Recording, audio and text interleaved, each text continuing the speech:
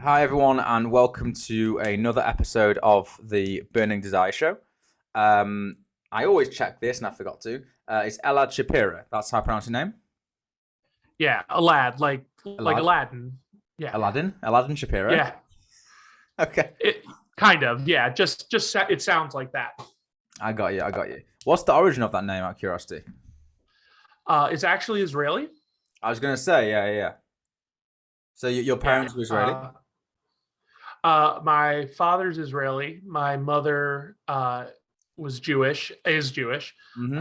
and moved to Israel to work and live on a kibbutz for a while. Got you. Uh, and they met, had me, and then promptly came back to the U.S. So don't really have much of a frame of reference for living in Israel, sadly. Yeah, yeah. Interesting. Okay, cool. So again, like for people that listen and view this podcast, like often they know that I always like to start at the beginning, and the beginning is obviously different for most people, but I guess the simplest way I always like to start is like, well, it's elementary school or high school level. Like, um, what were you interested in? What hobbies did you have? Were you academic? Like, what sort of a kind of student were you?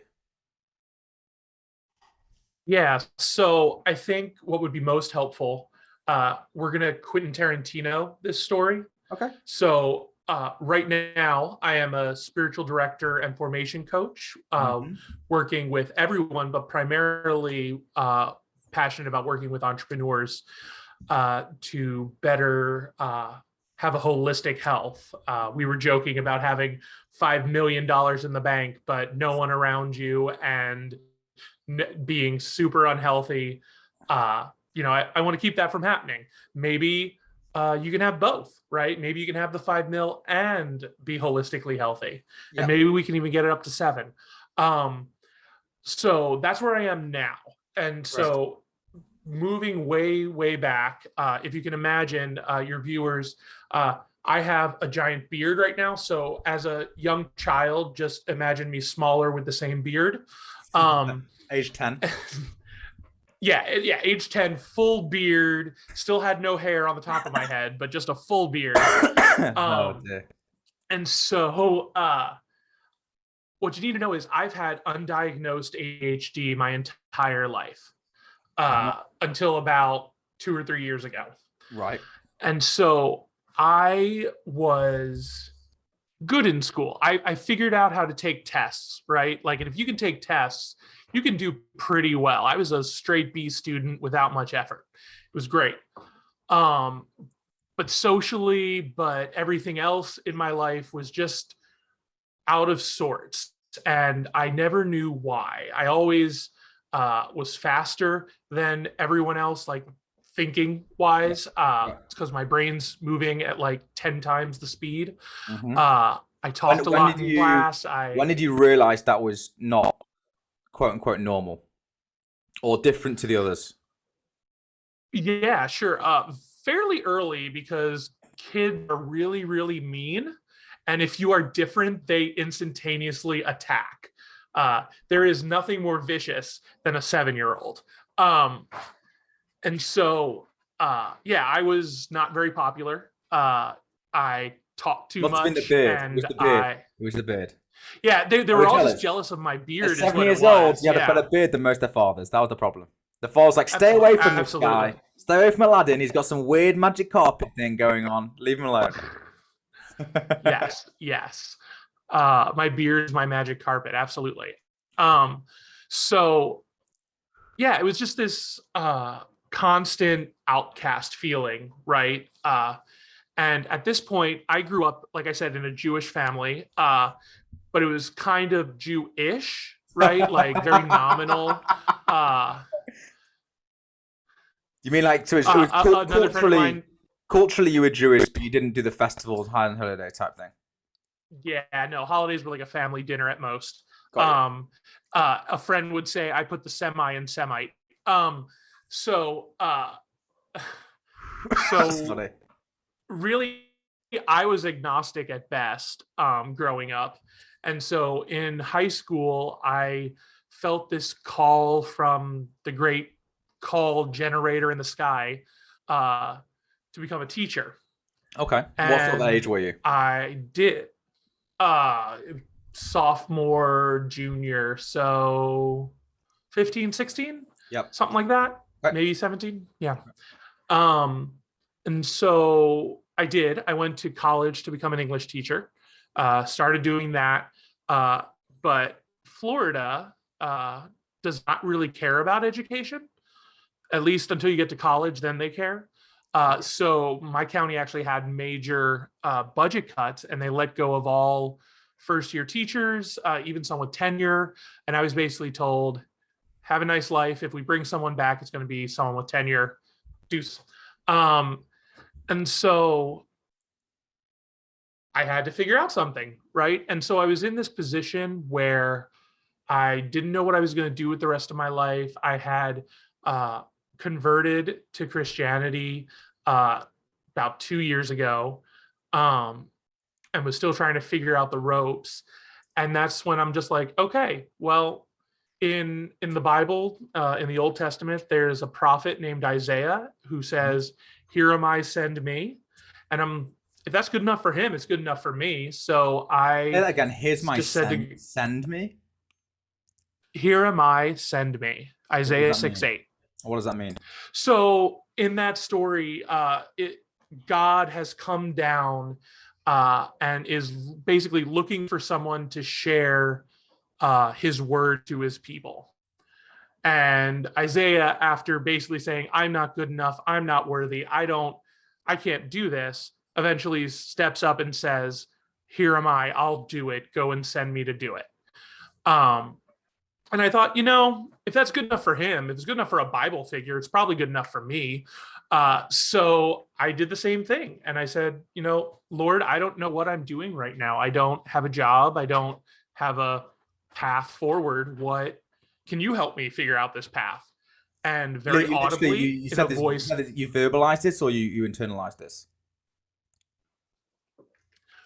it was an internal prayer. It was a prayer. I was just on my own, and I was just, I suppose, thinking, praying, whatever you want to call that. Sure. Sure. Um, and then in a voice completely not my own, though sadly not like James Earl Jones or Morgan Freeman, uh, God spoke Mm. and said, "Go to Asbury, become a pastor, and plant a church." Asbury, I did not know at the time, but now know really well, is a seminary here in the U.S. in Kentucky, Mm-hmm. and went there sight unseen, uh, and got my Master's of Divinity as well as a Master's of Arts in church planting there. More importantly, I got my wife there. I met her. I met some amazing people, and then came out of that ready to plant a church. And so, for anyone who's not aware, church planting is essentially entrepreneurship in the church. You Right. are basically starting a church from scratch. Interesting. Um, and yeah, and so after doing that for a while, I got burnt out. I did not take good care of How long were myself. you doing this for? Oh, 4 years, give or take. Okay, and is it like you were based in different? Were you sent by, I don't know, someone to go to different areas? How Yeah. does that work? So a denomination. Yeah. So a denomination. They kind of send you to a place. They let you plant. They basically say, "Here, go find people."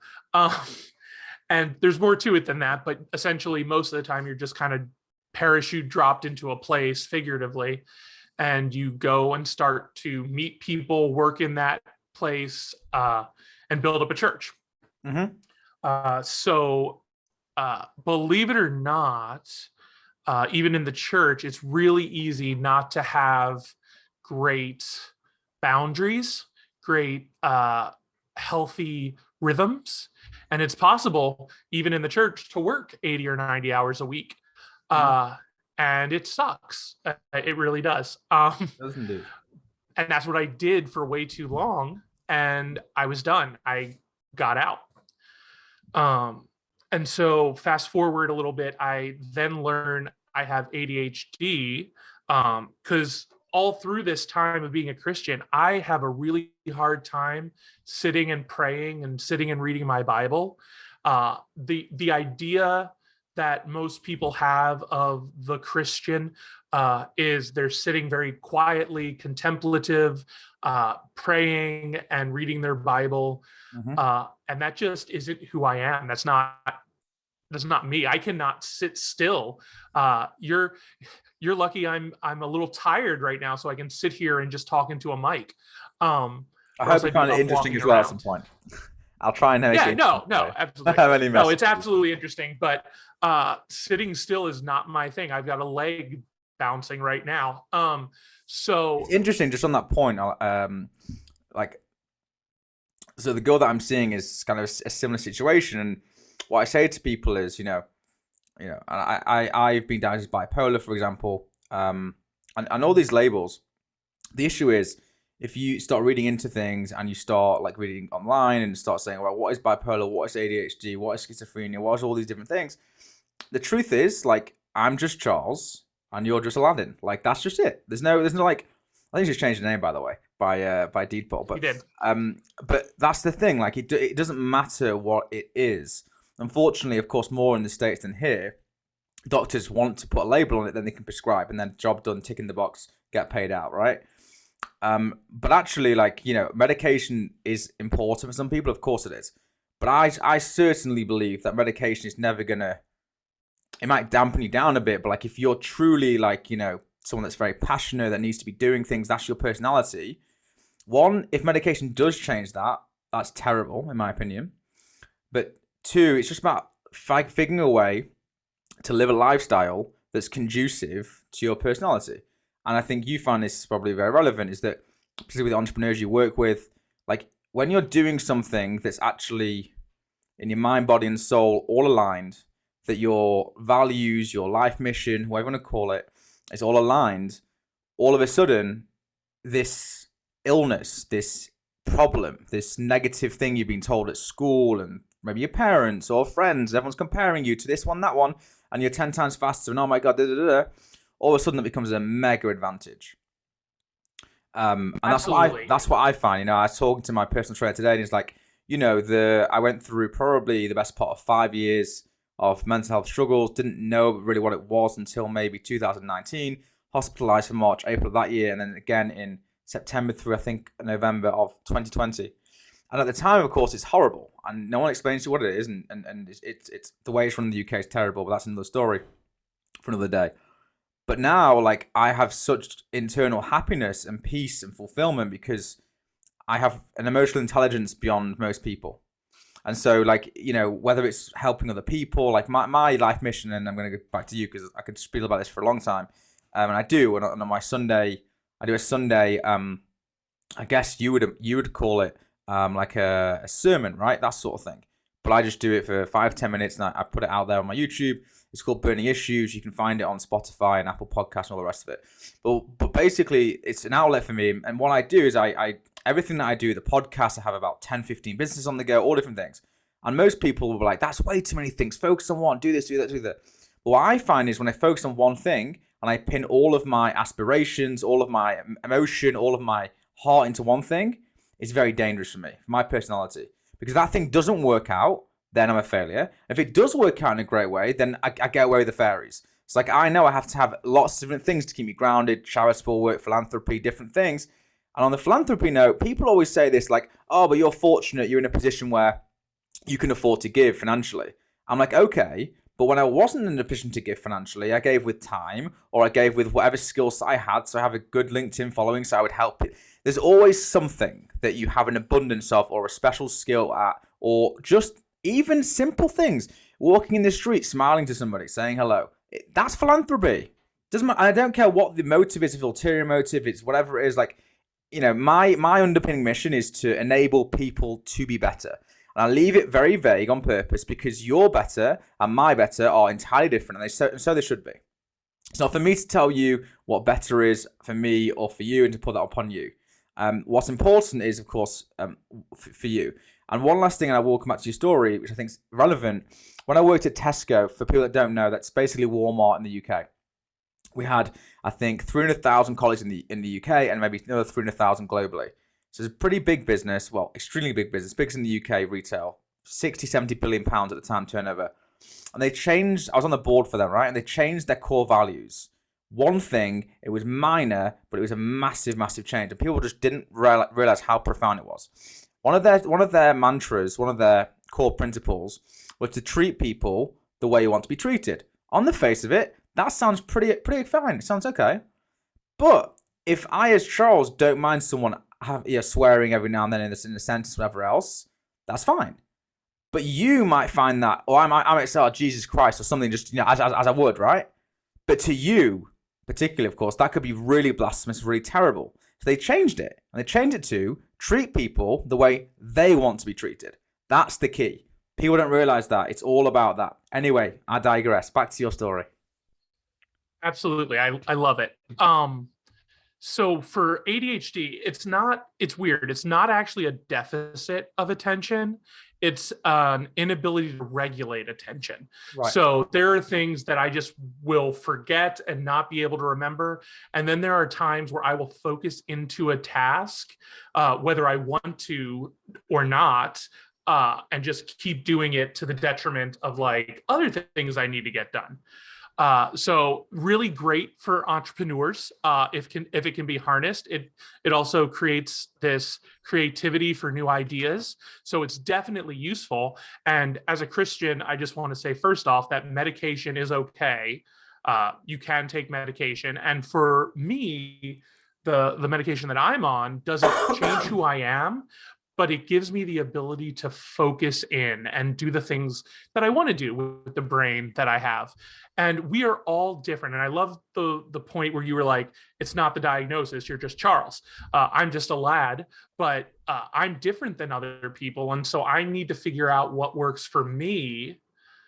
And it's not sitting in a chair, quietly praying and reading my Bible. It just isn't. It's your own frequency. But, but so I also realized that God doesn't want us all to just sit there reading our Bible and praying. He wants us to engage with him in the way he created us. Right. Now, as you said, there are a vast amount of beliefs. I can only speak about the belief that I have. So this isn't meant to offend people who do not agree with me, but this is my worldview. For sure. So God created us. He created us all individually, all uniquely, all to relate to him, though.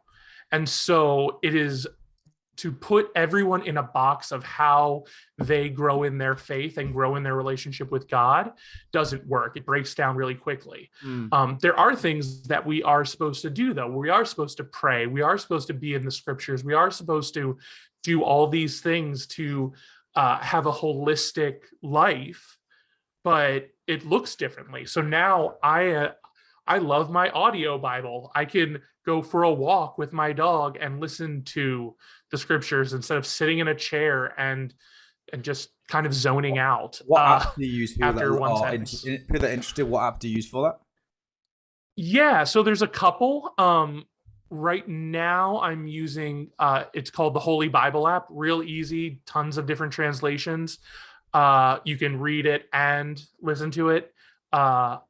Interestingly, I found an app called Redeeming Time, which you tell it how much time you have, and it'll tell you what book of the Bible you could read in that time. Nice. So that's kind of cool. I like that. That's awesome. Yeah, so cool. And so as I was understanding this more and more, I felt this pull to help people. Because ultimately, as Christians, we are blessed to be a blessing. The things we are given are meant to not be stored up for us, but to be poured out for other people to help. And so that's where kind of Prodigal Spiritual Direction, my organization that I'm, the one-man organization that it is. Doesn't matter. It's the organization. Came from. Yeah, absolutely. I am barely organized, but I am an organization. It's disorganization then.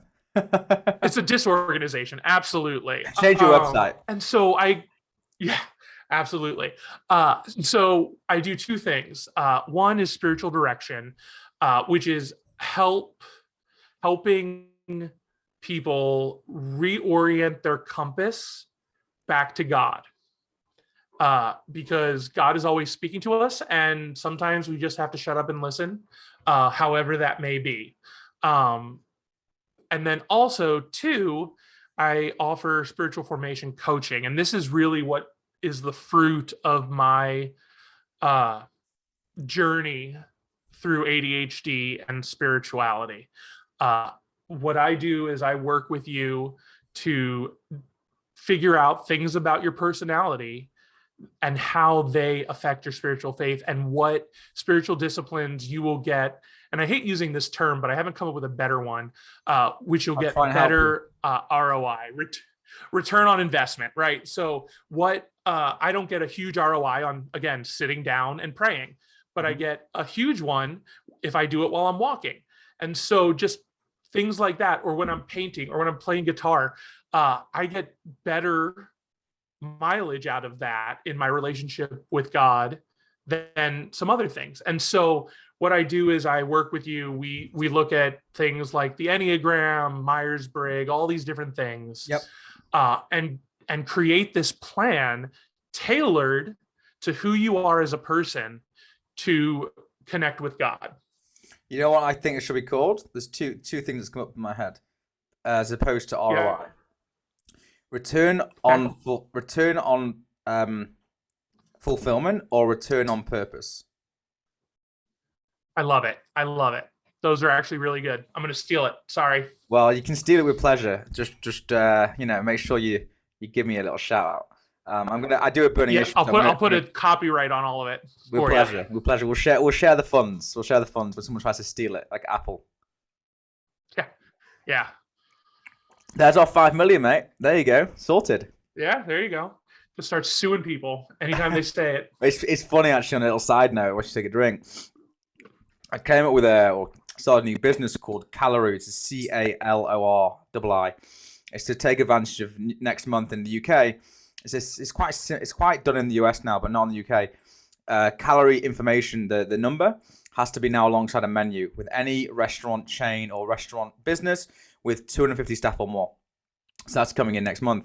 So I started this business, and I can design roughly, like I have a good idea, but like I can't necessarily like do the physical nuts and bolts of it. I can get across what I want to get across.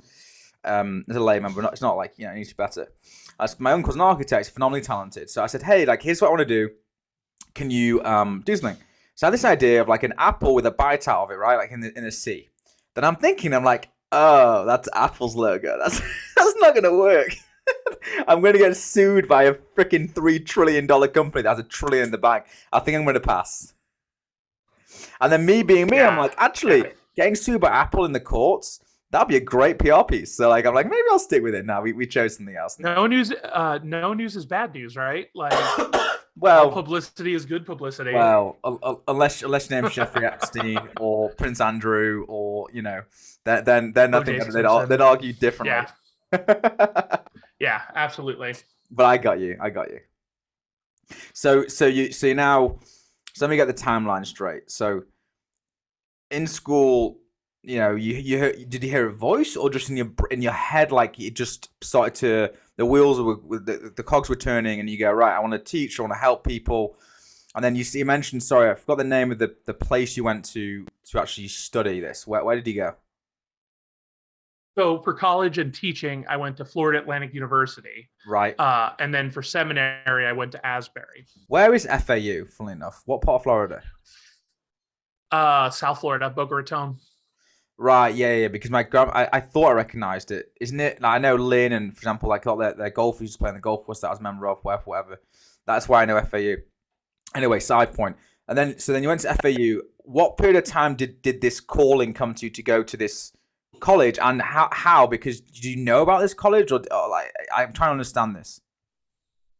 So yeah, growing up in Florida, I knew about this college. I knew about essentially all the colleges in Florida. But what it was more of was, I'm not talking about FAU, so I'm talking about the next place you went to. Oh, Asbury. Correct. Where did that come from? From God. I did not know about it. You literally never heard of this place ever?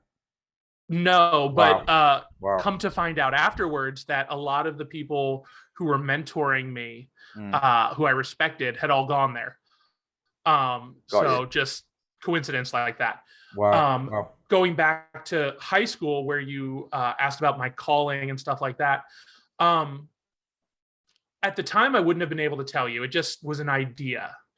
But what I know now is that God has given us our rationality, our minds, and our imaginations, Mm-hmm. and He baptizes that along with the rest of us. And so, in trusting our imagination and our thought processes, so long as they do not contradict what we know of God and what's in the Bible, right? If I have a thought to murder, that's probably not from God. Um, we can trust it. Like, we can trust that imagination and that thought and work with it alongside as we walk down this path with God. Yeah. And so that's kind of what happened. Even without knowing it, before even being a Christian, I trusted that thought and imagination and moved forward in that. And I'd like to think that calling to be a teacher, I think it is still being fulfilled today, just in different ways. Without a doubt. Without a doubt. So you went to this. Sorry, is it Asbury? I have something I can't remember this name. Asbury, Asbury. Asbury. He's English. Oh, okay. So you went there. And how long were you there for? 5 years. Wow. And in that 5 years, 2 master's degrees. Wow. And in that 5 years, was your faith, did it become stronger over time? Like, how did it go? How did your kind of religious spirituality, go from like 16 through to then? Yeah. My faith definitely grew. I was a bit rough around the edges when I got there. And I had never really been around Christians my own age. In the church around where I was, your average congregant's about 70, the average pastor's about 50. Not really a place for young people, which is sad. So I'm finally around people my own age, finally around people that I can talk to about all these things. And it's grad school, right? Like, I got 2 master's degrees. I took 120 credit hours worth of classes. And it's very easy to get too busy in grad school. Kind of like, again, with entrepreneurship, we get focused in on what we're doing, that we forget about the rest of our lives. We forget about the mental health, the physical health, the emotional health, the spiritual health. And the same thing is ironically happening in seminaries too. Even though we're writing about Jesus and about God, about the Old Testament and the New Testament, it is very easy to make it just a head exercise rather than a lived experience. And so that was something I had to be very intentional about as I went through that program. Sure. Very interesting. So then, after that 5 years, then is the term became a church planter? Is that the actual term? Yep. So you became a church planter, and you were, what sort of areas did you cover, and how long were you in these areas? Yeah, so it was just one church, so there wasn't a lot of areas. Okay. But it was in a smaller area, kind of outside of the city. They didn't really like to be considered a bedroom community, but they were. What community? Sorry, bedroom?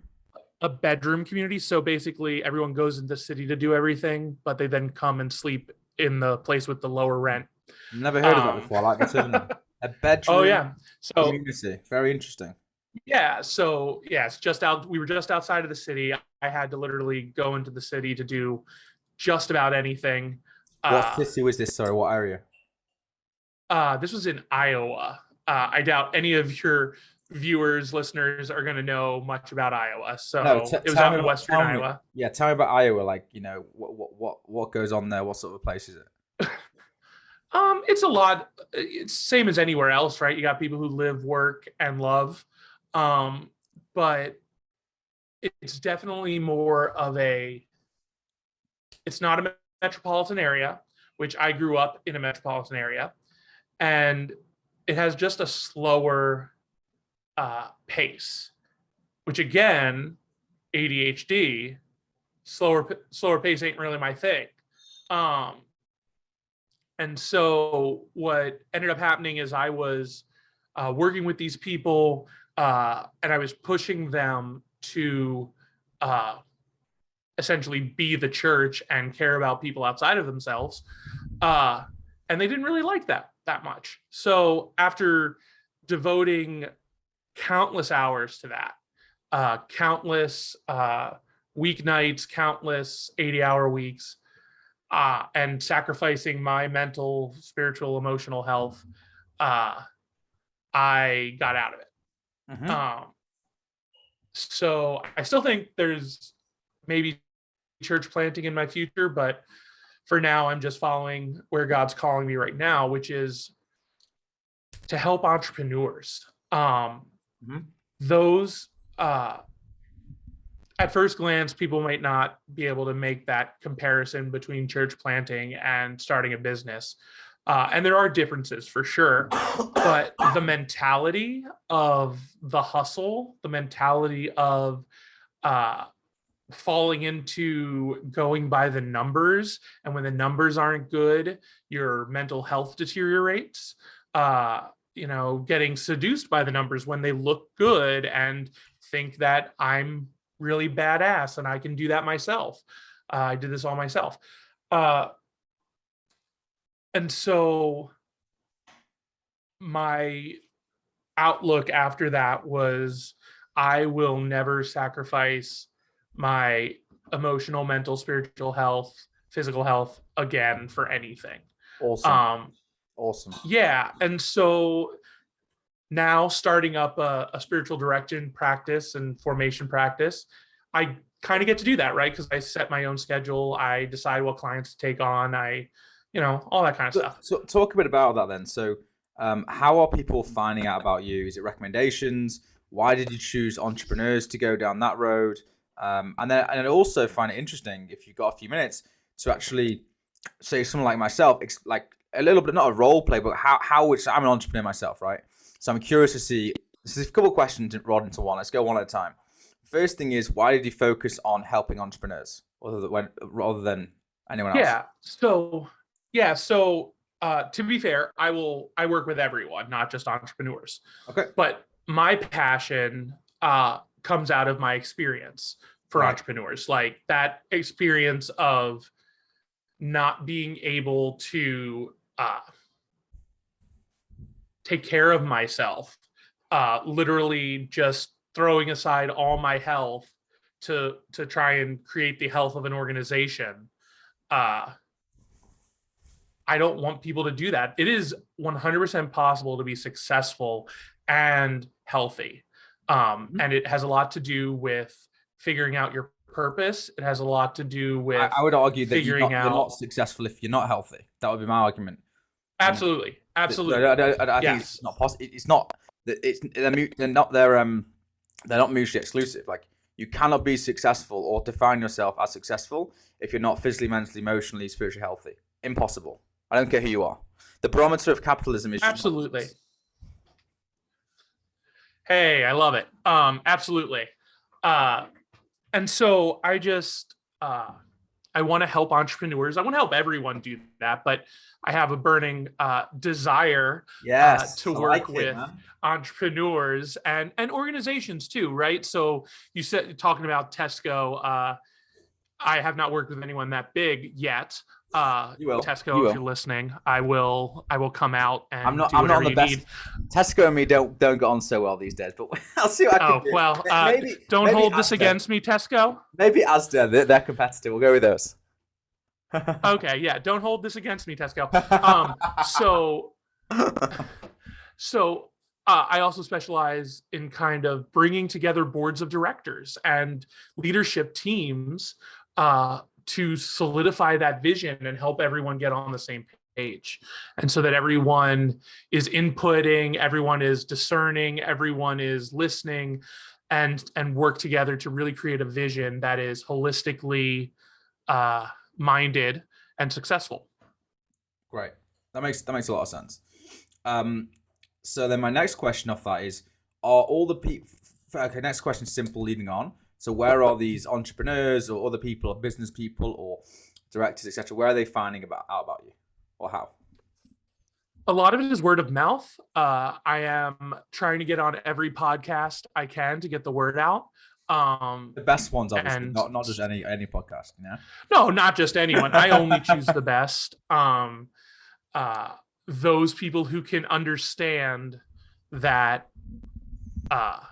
it's not just about money. And that's, I tell people, one of my biggest jokes is anytime I'm on a business podcast, I'm like, this is going to be the thing that gets me uninvited to the rest of the podcast. Yeah. The business isn't the identity. The business isn't the core priority. It's just a tool that you are using to do something else. And if you're an enabler. Absolutely. Yeah. It's a tool in your toolkit, just like anything else. And when we put that out of sync with everything else, it starts to crumble. Whether that takes 1 year or 20 years, it will crumble. Mm-hmm. Yeah. Nope. That makes a lot of sense. And then do you call them clients or what do you call your people you're working with? Yeah. So clients, directees, okay, friends. Let's go with the people you're working with. Are they all Christian? Are they different religions? Are they pretty religious when they start? Do they become more religious? Like, is that your intention, or is your intention just to help people and whatever they do, they do?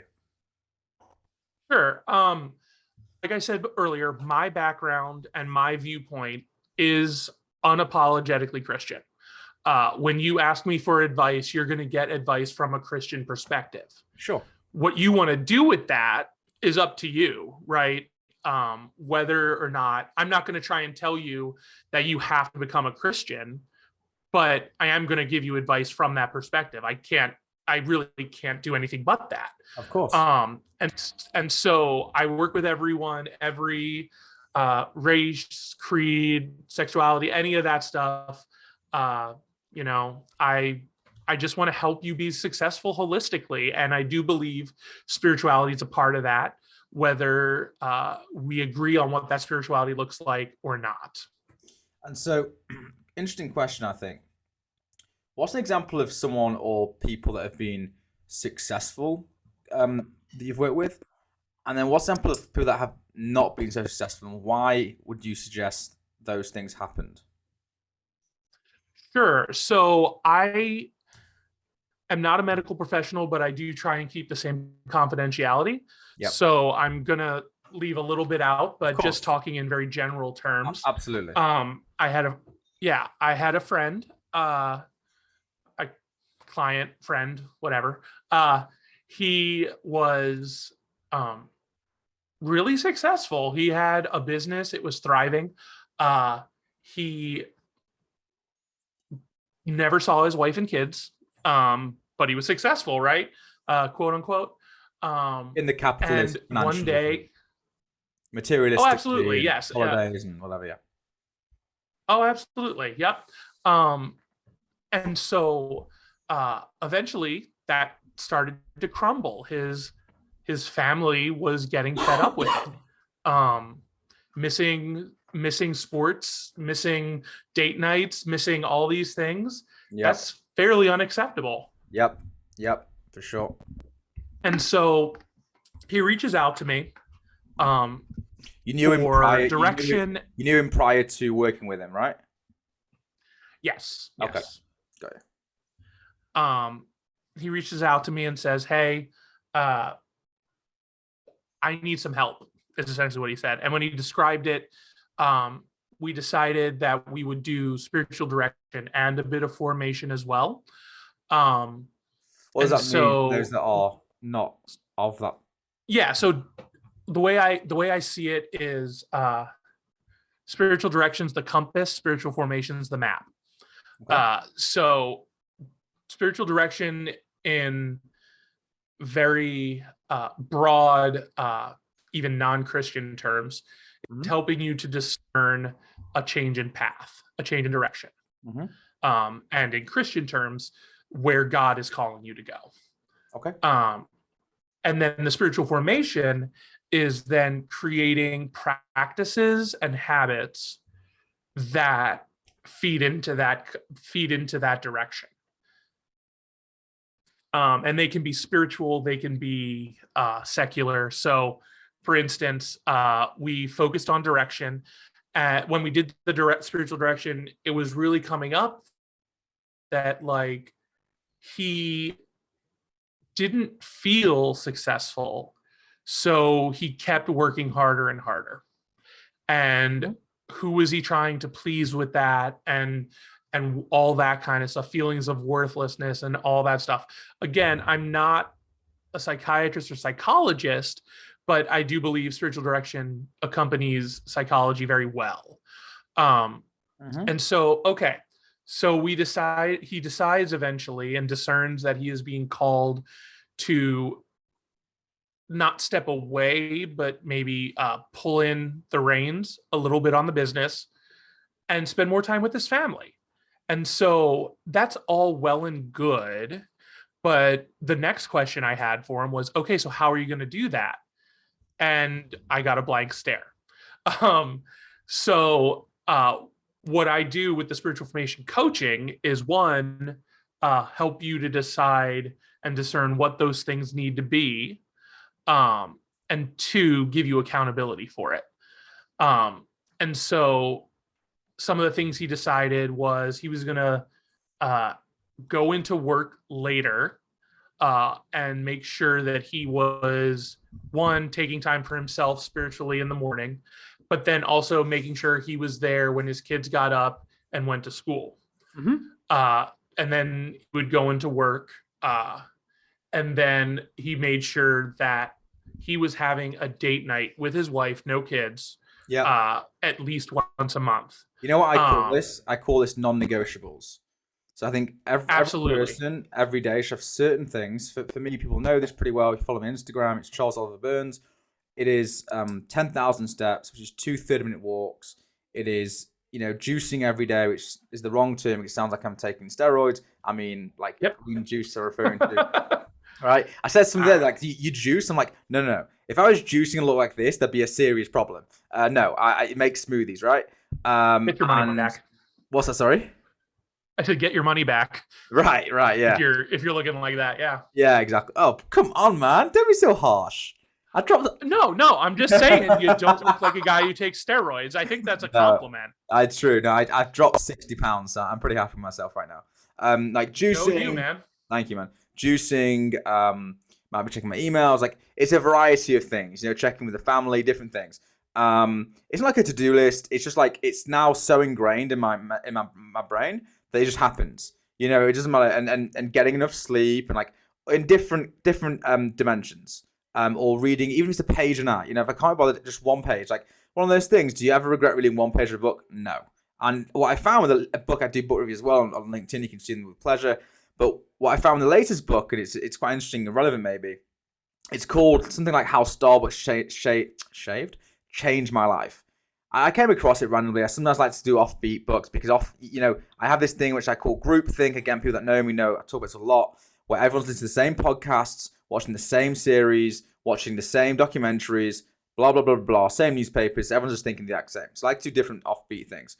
And a good example with this book is like, I kind of got the book after like 10 pages. Like a guy successful, then lost it all, went to get Starbucks, it humbled him, and he got back on the horse, and he reevaluated his whole life. That's basically the story. That's pretty much my book review. It's gonna be a one line. But like I just couldn't find. Normally I can't put a book down and like back to again your personality or what you're trying to do in life. If that's an analogy, if you're struggling to pick that book up, whatever that book is, in theoretical terms, then maybe it's the wrong book. Not necessarily got an issue with you. Maybe it's just someone could say it's the best book I've ever read, or the best thing. And I talked a lot about this in another analogy in a similar vein. If you'll bear with me, a lot of people will in their life, right? They live a certain way. They earn good money. They do what they do. They have a wife, kids. And they think that's the only way to live. And anyone that has any opinions besides that are wrong, because I'm very happy and this, that, and all the rest of it. Fine, good for you. But I equate that to this. That's like going on Netflix, paying a subscription, watching one film or one series, and going, that is the best thing I've ever seen and will see, not seeing anything else ever again. It's daft, right? But what actually life is about about watching a series, maybe 5 minutes of it. You might find it interesting, might not, and trying different things and variety and you know, trying to improve and adapt and develop, again, emotionally, spiritually, mentally, physically, all the rest of it. So too many people are just like, I've seen, my life is absolutely cast iron perfect. It doesn't exist and it shouldn't exist. It's boring. If everything was perfect and there's another thought about life being an art, not a science, right? People read the Richard Branson book, The Fake It Till You Make It, whatever it's called, or Losing My Virginity, I think it's called, actually, one of them. And they go, oh, well, if Richard Branson did A, B, C, and D, I do A, B, C, and D, I'll also be happy and a billionaire, whatever else. Like, no, that's not, he didn't read a book and go, he might have read something that, like, changed a dynamic or whatever. For sure, take what you will out of it. But, like, there's no blueprint. If there was one, I'm sure the Bible's probably part of that. But if there was one, life would be super boring. If you could put, you know, if you say to people, oh, if you could put in a crystal ball now and you could say what life in 10 years, I would say, no, thank you. I'd pay as much money as possible to never see that. I have no interest. I don't want to know. It's all about the journey, not the destination. We all know this. But too many people are fixated on, when I lose the 60 pounds, I'll be happy. When I get this, I'll be happy. When I do that, or have a partner, or coming back to it, it's all about internal happiness. When you're internally happy and you've got the emotional intelligence, yes, things happen that are crap in life and different situations, but you can respond to it and you can internalize that in a positive and healthy manner. You can control your response and your reaction. You cannot control what happens, right? Only fools worry about things they can't control. And most people do. Absolutely. When the weather rains and you can't play golf, guess what? You got to do something else. You can't worry about it. What are you going to do? You're going to, like, you know, play indoors in Dubai? Maybe they probably do that over there, knowing them. Well, and I think you're, whether you know it or not, you're espousing a couple things. One, that's a very Christian thought. In the Bible, it tells us today has its own worries. Don't worry about tomorrow. Nice. That'll come soon enough. I like and that. So there's that. And then two, the non-negotiables. Today has its own worries. Yeah, today has its own worries. Yeah. Don't worry about tomorrow. Let me find the exact one for you while we keep talking. Thank you. I post quotes every Wednesday, so that might be one of my posts. Matthew 6:34. Matthew. Okay, cool. Thank you. I like that a lot. It's that ADD, man. I can't remember anything. No, not at all. That's why technology is there to help you. It's a tool. Yes. I like to joke that my my organizer's my first brain. My actual brain's been demoted. Me too. I use Asana. I download my entire brain to that. If you look at it, you would literally be able to do any of my businesses, quite frankly. Well, good to know. I'll call a hacker. So the second thing was talking about these non-negotiables. Yeah. In the church, in what I do, we call it a rule of life. And what that basically comes from is from old Benedictine monasteries, and the monks, they would have these lists of rules that would guide their lives. Mm-hmm. So doing prayer and worship like 6 times a day. They would get up early in the morning, go to bed late at night, and in between have a lot of prayer. Sometimes vows of silence, right? Things like that. How that has kind of trickled down into the world today. A rule of life is essentially a document that has everything you want to do daily, weekly, monthly, and sometimes quarterly, but then yearly. Mm-hmm. And so part of what we do together would be to, one, come up with guiding principles. Because once you have those, you can then create your rule of life based on those. So for instance, mine, oh gosh, I'm gonna have to remember things on the spot now. Are Go for four it. I's. Hopefully, I can remember them all now. Intimacy, Mhm. intentionality, improvement, and the last one. Um, Intellect? uh, No, I'm kidding. yeah. It was intellect. No, So it's make not. sure It's I'm not. learning. It is Yeah, not intellect. absolutely. You are Yeah, no. This is you're. not. By the way, just want to Are you understand. psychic? This is not set up. I just went off the bat, like gut instinct is what I thought that was. That's insane. Absolutely. Of all the You eyes I could know have me, gone with, I could man. have gone with ignorant. I could have gone with like, I could have gone with so many things. I don't know if Wow, I think I don't know how I'd feel if you thought one of my guiding principles was ignorance. that's the point. But Okay, so another eye essentially that's like a positive one. Nothing's coming to right now. Introspective. There you go. Introspective. That's the fifth one. introspectives, yeah, introspective intellect, all that kind of stuff wrapped into one. I got you. And so what that does, for instance, intimacy. I Mhm. want to make sure that my relationships are growing and I am being intimate with the people I need to be intimate with. Mhm. So that means making time for my wife, making time for my dog. I want to have a good relationship with my dog. What sort of dog do you have? Um, I have a Great Pyrenees Golden Retriever mix. He's like a Wow, 100-pound Golden Retriever. wow, beautiful. Um, Real happy, derpy guy, but I want to have a good relationship with him. Um, Friends. And I had to figure out who gets my unfettered yes, right? Who gets that when they ask me to do something, I drop everything and help them. I had to figure out who gets my conditional yeses and who Mm. just gets my no's, So right? There are some people out there. how many people do you have in the I'll drop anything for outside family that are just that you'd call friends? I'm curious.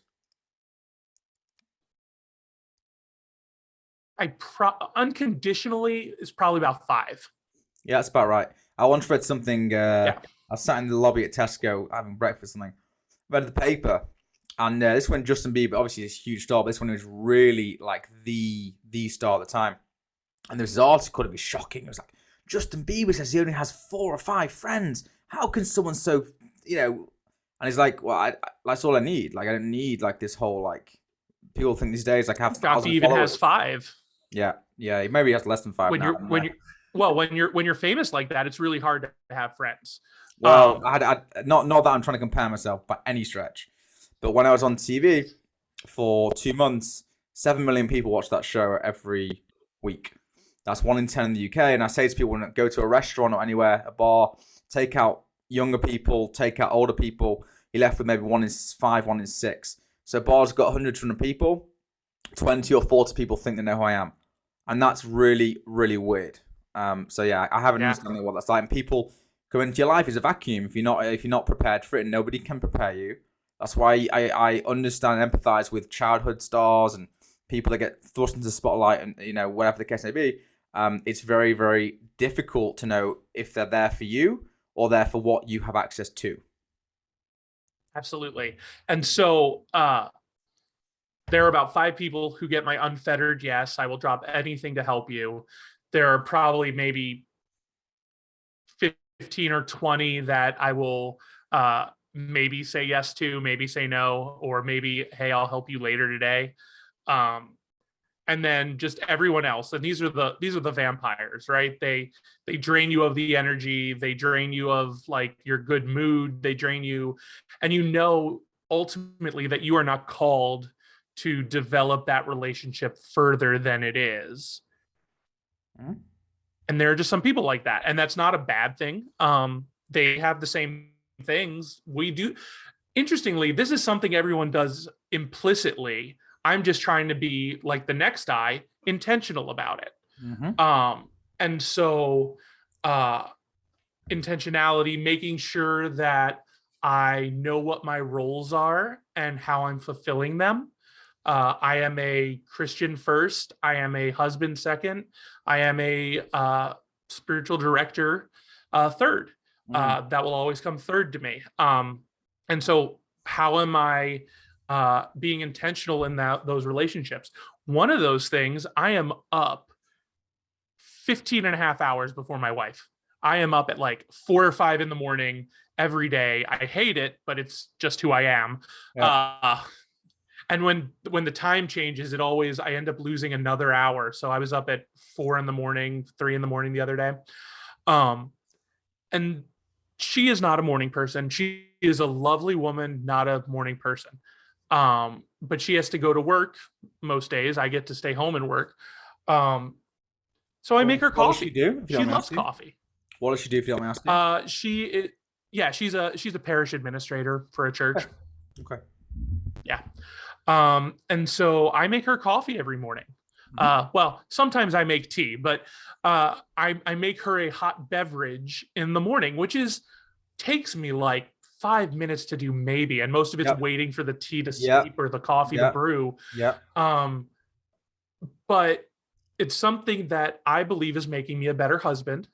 Sure. That I am doing selflessly for my wife. Thoughtful. It's being thoughtful. Being thoughtful absolutely is one of the number one things that I think people are so thoughtless. You know, whether it's gifts, it's not about the value. You know, it's Valentine's the other week, and I couldn't get a restaurant for love nor money. I couldn't get any restaurants, and so I was like, all right, I got to cook. I'm not the best cook, but whatever. And the girl I'm seeing was like, no one's cooked for me in 29 years. So, you know. Yeah. It worked. Exactly. And it worked out well. Yeah, lucky you, man. I would say I don't like thoughtless. I think unintentional is a better way to frame that, because we're all thinking about things. It's just a matter of what our thoughts are, and are we being intentional about how we're living those out. I like it a lot. Yeah. So and then improvement, right? I seek to improve myself, which involves weekly reflection, which like, well, how did my week go? How did my day go? How does that work for you? Do you journal it down? Do you just think about it? Do you record it on a video? Like, what do you do? Yeah. Oh, record it on a video. That'd be a good idea. Then I can make content out of it. No, I write a journal every night, which is just very simply, I can even pull it up here. Go for it. Yeah, it's basically I start with an affirmation, right? Like I try to affirm myself because I am very prone to negative self-thought. What is one good thing that happened today? Actually, what is one great thing that happened today? An example would be the podcast, for example. It's shaping up so far, absolutely. Yesterday I got a new computer. Awesome. So that was the great thing that happened yesterday. Tell me it's a Mac. It has to be. You know it is. If it isn't, this interview terminates right now. Well, so I ended up, I had a laptop, a MacBook, and I just realized, I don't need that. Like when I was in grad school, I needed to take my computer with me everywhere. But with an iPad, I don't really need a laptop anymore. I can just have a desktop and it'll be better for me. For sure. So there we go. And then I try to think about what stands out in the day. And this is just, it's not necessarily a good thing. It's just when I think of my day, here are the things that kind of stand out to me. And I think about that within my personal life, which is my relationship with myself. I think about my home life, which would be my relationship with my wife, Allison, and my work life and my spiritual life. And so those 4 areas are the kind of the reviews that I'm making to be intentional. And so, and home life could also include my friends and just personal relationships. And then something that I need to let go of today. What is one thing from today that I cannot and should not carry into tomorrow? Yeah. And so like I had a really frustrating experience yesterday going to a Mac store. I don't know if you've been to an Apple store lately, but it is a god-awful nightmare. I'm pretty sure Apple was created by the devil. Too bad they have such a great product. So good. But it's so good. And here's the thing, once you get into it, you can never get out, because once you have the iPhone, you got to get the Apple Watch. You can't get a different kind of smartwatch. You know what? Then you got, People need to understand. There's one thing people haven't realized yet. Do you have this thing on the back? is that the This power pack? is genius. The MagSafe power Oh pack. yeah, Oh my yeah, word. This thing is genius. It gives you 60% more battery. I mean, let's be honest, it's a better battery anyway. But I'm a heavy user and I'm using the 5G now to do this personal hotspotting, whatever.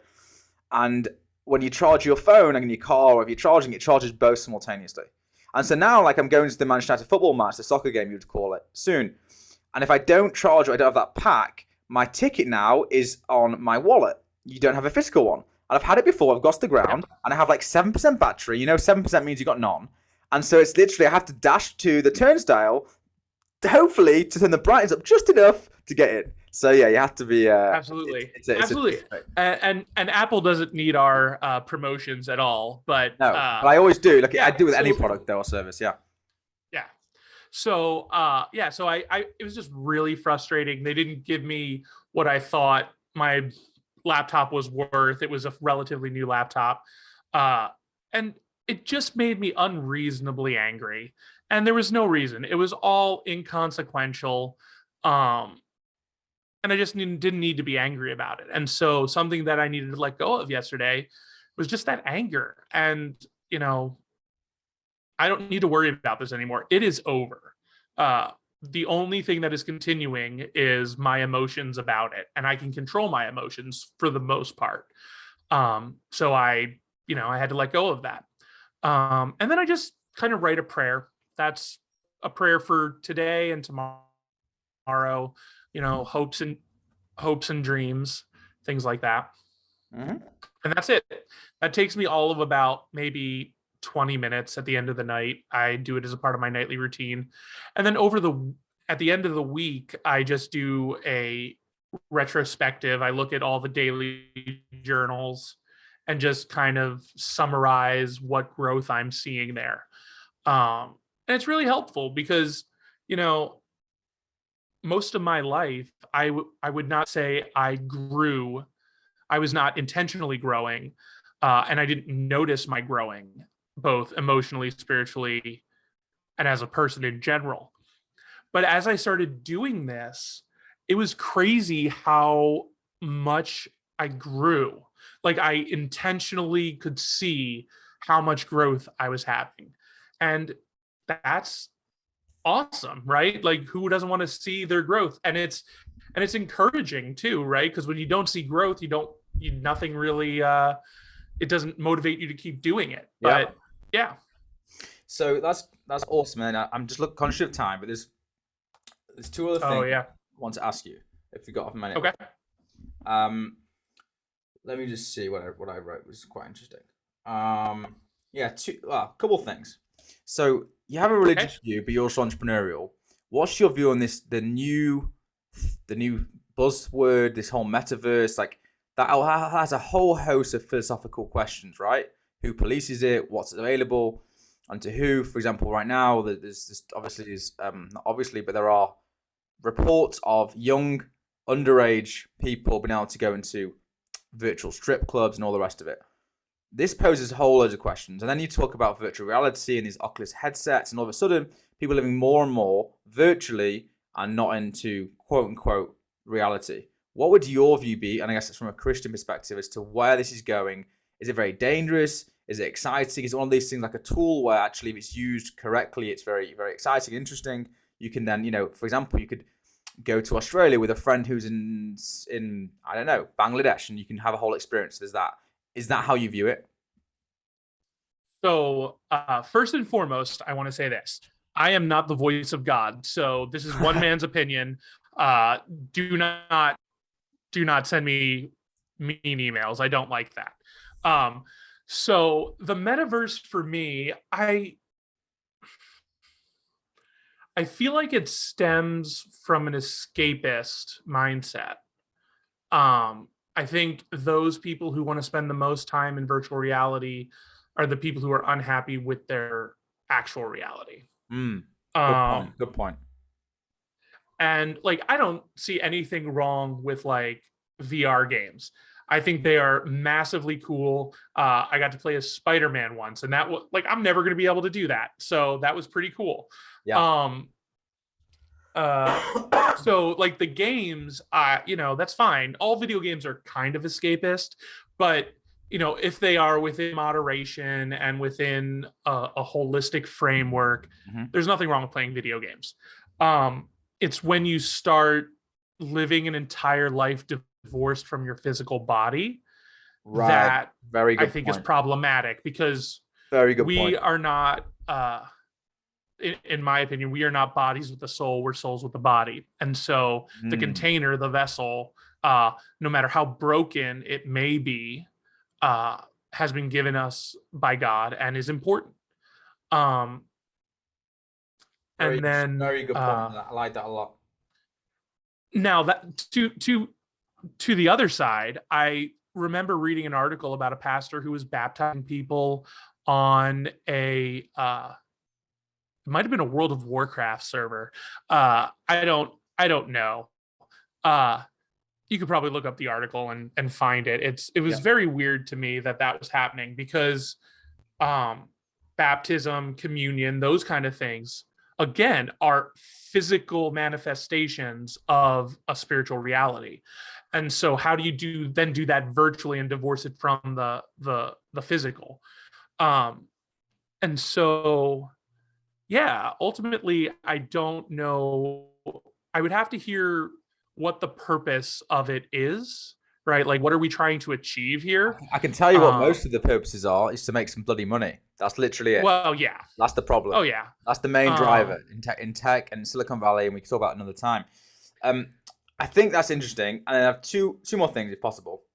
One would be I got all the time in the world, man. great. One would be, so as I'm an entrepreneur, like I come to you and I say, it's hypothetical. Hey man, like I'm not seeing my family enough. Like basically what your example was of your friend. Um, Yeah. I'm not really getting to the gym as much as I want to do. These non-negotiables aren't really working for me. Like my business is going great. How do you start? Give me an example of like how you would, if I come to you and I pay you whatever it is. What happens? Well, yeah. So there's an information gathering phase. And if you would like, I'd be happy to take you through it, and we can discuss it on the next episode if you'd Okay, like. let's do. Okay, Um, let's do that. Let's park it, okay. and we'll do another. Let's do that. Part two. I'm down for that. Okay, that's great. And then my last question, which I think ties us all very nicely together, is: so what's your advice for people who are looking to follow their burning desire, their passion, their calling, whatever it is? They're a bit lost. They're not happy where they currently are in whatever capacity. What do you do? Where do you go? What's the kind of the low hanging fruit, the best way for them to kind of start on that path that will get them to a place where hopefully they want to be? Yeah, I think so. You didn't ask for this, but some statistics, right? 70% of entrepreneurs deal with mental health issues. 7-0. Um, I think it was 72, but Well, whatever. It's not yeah, 70. Wow. yeah, it's a high percentage. And that's interesting to me, that mental health, whether that's bipolar, ADHD, depression, anxiety, whatever it is, that is all being quantified there. Um, and so I think that comes from a lone wolf mentality that is self-reliant for everything and numbers driven. Right, those numbers are defining your identity, and when they're bad, you get depressed and anxious. Yep. Um, Pinning your whole life upon your KPIs. exactly. And so my thing that I tell entrepreneurs all the time is it's okay to need help. Yep. Like, we are also finding that organizations that are started by a team turn out better than the solo entrepreneur. Oh, it's undoubtable. I have a real life example because Allergy was a solo mission, and Calorie that I mentioned before is I have a co-founder, and you have the whole problem share, problem halved. You have bouncing off each other. you can say, hey, buddy, like, why is they sent me at 2 a.m.? Like, then you're up at 4. Like, that's kind of not right.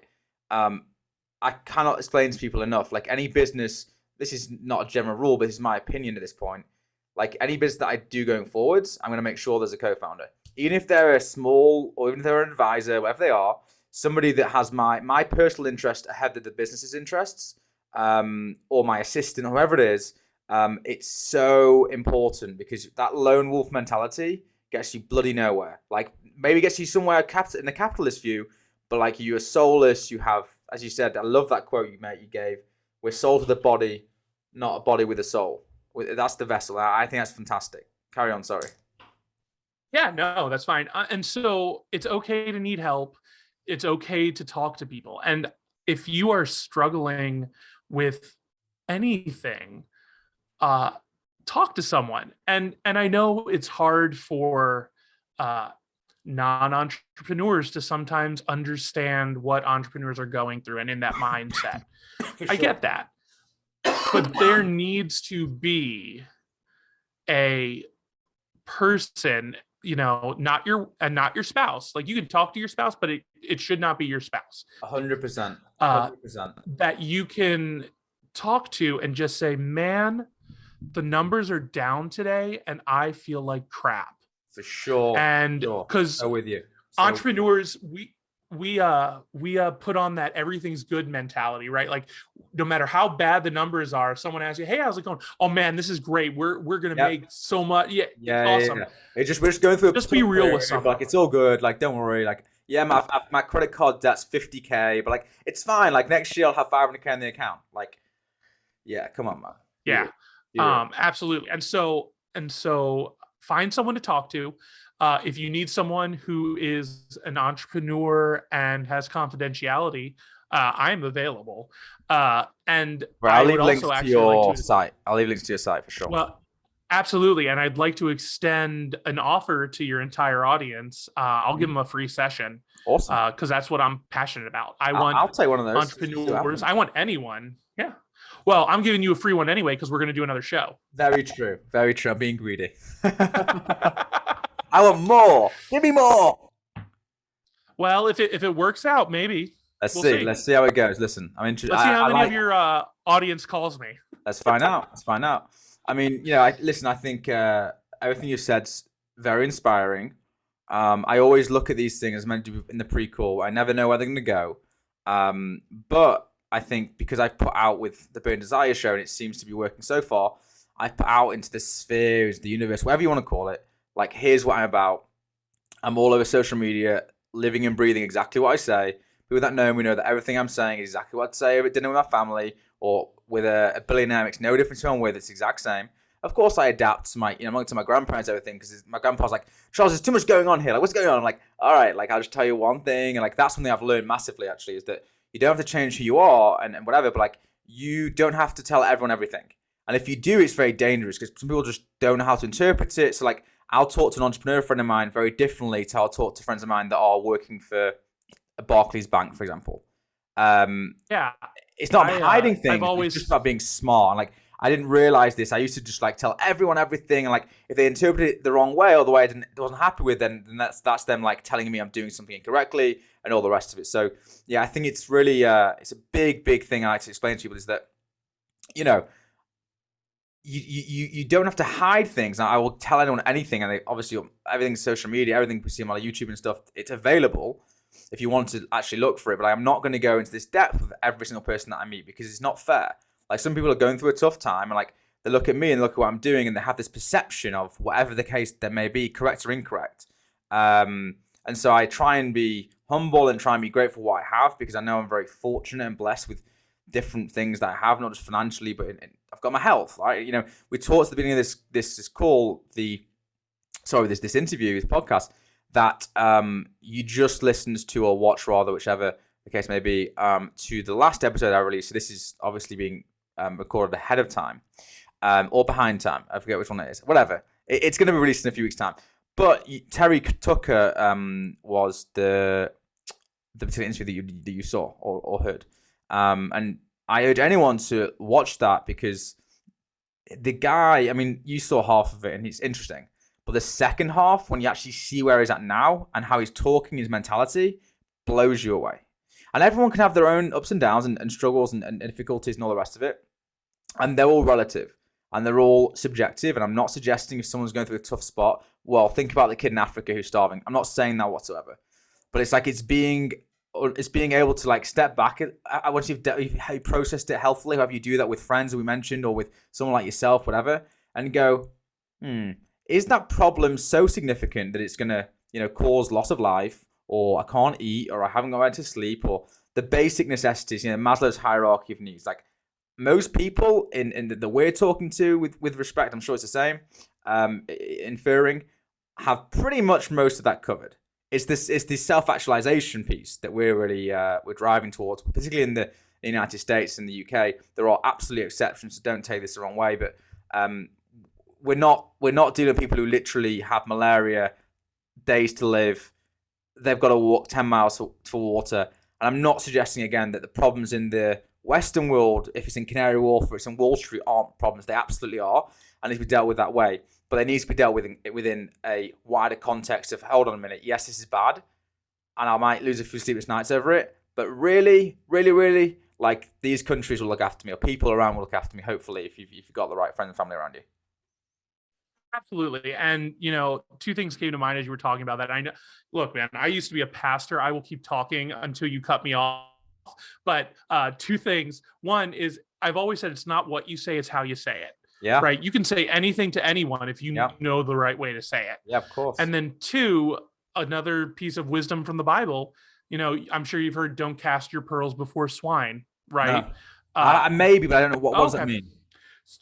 So it's become kind of colloquially used, but essentially it's guarding yourself, right? You don't take your really valuable things, your mental health, your emotions, your spiritual health, and put it before people who cannot appreciate it and are going to tear you down, right? Don't like cast your pearls into swine, you said, yeah? Don't cast your pearls before swine. Before swine, got it. Yep. I like it. Okay, let's leave it there because the Hoovers just started, and I feel like we might be able to hear the background noise as a good time to end. And that's Matthew 7:6, by the way. Matthew 7:6. Awesome. Listen, It's been an absolute privilege and a joy. Absolutely, man. To you, and I look forward to the next installment where we'll maybe show people in a live demonstration as to what your actual role looks like. Does that make sense? Absolutely. That sounds great. I look forward to it. It's Elad, right? Is it Elad? Is that how I pronounce it? I think it's the accent, but yeah, that's close enough. How do you say it? Elad? Elad. Yeah. How do you say Aladdin? Aladdin. It's also a Mancunian accent.